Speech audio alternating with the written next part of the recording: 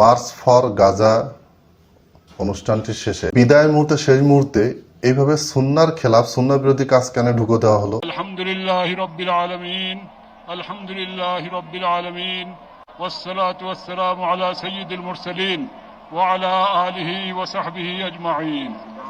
রব্বানা যালামনা আনফুসানা ওয়া ইন লাম তাগফির লানা ওয়া তারহামনা লানাকুনান্না মিনাল খাসিরিন। ربنا آتنا في الدنيا حسنة وفي الآخرة حسنة وقنا عذاب النار. ربنا لا تزغ قلوبنا بعد إذ هديتنا وهب لنا من لدنك رحمة. يا الله আপনি মেহেরবানি করে এই প্রতিবাদ মিছিলকে কবুল করেন। আমিন। ইয়া আল্লাহ আমরা কিচ্ছুই করতে পারি নাই, আমরা লজ্জিত, আমরা অপরাধী। আল্লাহ আপনি মেহেরবানি করে এই সামান্য মেহনতকে কবুল করে নেন, উপকারী বানিয়ে দেন। ইয়া আল্লাহ আপনি মেহেরবানি করে আমাদের সকলকে, সকল তাওহীদি ভাইকে, বাংলাদেশের সকল জনগণকে এই বুঝ দান করেন। ইমাম আবু হানিফা রাহিমাহুল্লাহ থেকে কি প্রমাণিত যে তিনি এভাবে মুনাজাত করতে বলেছেন, ফতোয়া দিয়েছেন, আমল করেছেন, আমল করতে বলেছেন?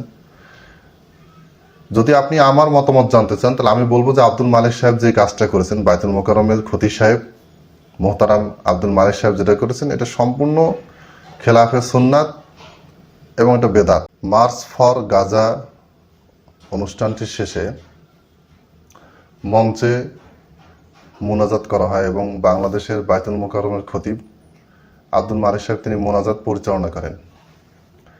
আমার প্রশ্ন আপনাদের কাছে যে একটা সুন্দর অনুষ্ঠান হলো, একটা আন্দোলন হলো, প্রতিবাদ হলো, মাশাআল্লাহ এটা সম্পূর্ণ জায়েজ এবং এটাকে আমি সাপোর্ট করতেছি। কিন্তু বিদায়ের মুহূর্তে শেষ মুহূর্তে এইভাবে সুন্নাহর খেলাফ সুন্নাহ বিরোধী কাজ কেন ঢুকে দেওয়া হলো? কারণটা কি? এইভাবে করে সম্মেলন শেষে কিছু মানুষ এক জায়গায় জমা হলে, বসলে, কথাবার্তা বললে, তারা যখন পরস্পর বিদায় নেয় তখন মজলিসে দোয়া পড়ে নবী সাল্লাল্লাহু আলাইহি ওয়াসাল্লাম বিদায় নিতে বলেছেন, এটা সুন্নাহ। ওই দোয়া বাদ দিয়ে এই সবাই মিলে হাত তুলে মুনাজাত করার যে এই যে সিস্টেমটা, এটা কি আসলে হাদিস সম্মত? ইমাম আবু হানিফা রাহিমাহুল্লাহ থেকে কি প্রমাণিত যে তিনি এভাবে মুনাজাত করতে বলেছেন, ফতোয়া দিয়েছেন, আমল করেছেন, আমল করতে বলেছেন? যদি আপনি আমার মতামত জানতে চান তাহলে আমি বলবো যে আব্দুল মালিক সাহেব যে কাজটা করেছেন, বাইতুল মোকাররমের খতিব সাহেব মোহতারাম আব্দুল মালিক সাহেব যেটা করেছেন, এটা সম্পূর্ণ খেলাফে সুন্নাত এবং এটা বেদাত। কেউ কেউ বলবেন যে এটা ইজতিহাদি মাসলা, বেদাত নয়, হতে পারে কারো কাছে ইজতিহাদি মাসলা মনে হতে পারে, কিন্তু আমি 100% নিশ্চিত যে এটা একটা বেদাত।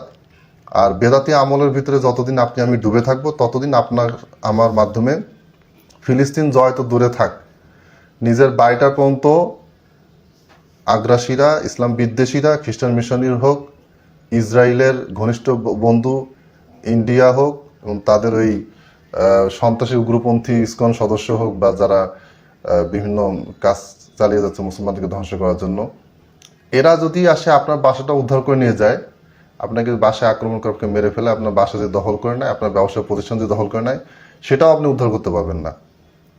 কারণ মুসলমানরা আল্লাহ তাআলার শক্তি, আল্লাহ তাআলার রহমত, আল্লাহ তাআলার বরকত, ফজিলত তখনই পাবে যখন সে পরিপূর্ণ সুন্নাহর অনুসারী হবে। আপনি সুন্নাহ পালন করবেন, নিজের ইচ্ছা মতন বেদাত ঢুকিয়ে দিবেন, বেদাত করবেন, শিরিক করবেন, যা মন চায় তাই করবেন, আবার আল্লাহর কাছে দোয়া করবেন, আবার আল্লাহ তাআলা আপনাকে প্রকৃত মুমিন হিসেবে, মুসলিম হিসেবে কবুল করে আপনাকে দুনিয়ার বুকে খলিফা হিসেবে মনোনীত করবেন, অথবা খেলাফতের সাম্রাজ্যের মধ্যে আপনাকে নিয়ে আসবেন। এইরকম আশা করা এটা আকাশ কুসুম কল্পনা ছাড়া আর কিছুই নাই। অতএব এখানে আব্দুল মালিক সাহেব যেটা করেছেন সেটা নিঃসন্দেহে ভুল কাজ, এবং একটা চমৎকার সুন্দর অনুষ্ঠানের শেষে এই কাজটি করে অনুষ্ঠানটিকে তিনি কালিমা লিপ্ত করেছেন। গোটা পৃথিবীর আলেম ওলামা জানে যে বাংলাদেশের এই সরকারি মসজিদ, সবচেয়ে বড় মসজিদ, জাতীয় মসজিদের খতিব সাহেব, উনি জানেন না যে কোনটা দোয়া, কোনটা মোনাজাত, কোনটা কিভাবে, কোন দোয়া কখন কিভাবে করতে হয়, এইটাই উনি জানেন না। এই মেসেজটাই বাইরে গেল। যাই হোক, আল্লাহ তাআলা আমাদেরকে সঠিকটা বোঝার তৌফিক দান করুন। আমিন। আসসালামু আলাইকুম ওয়া রাহমাতুল্লাহ।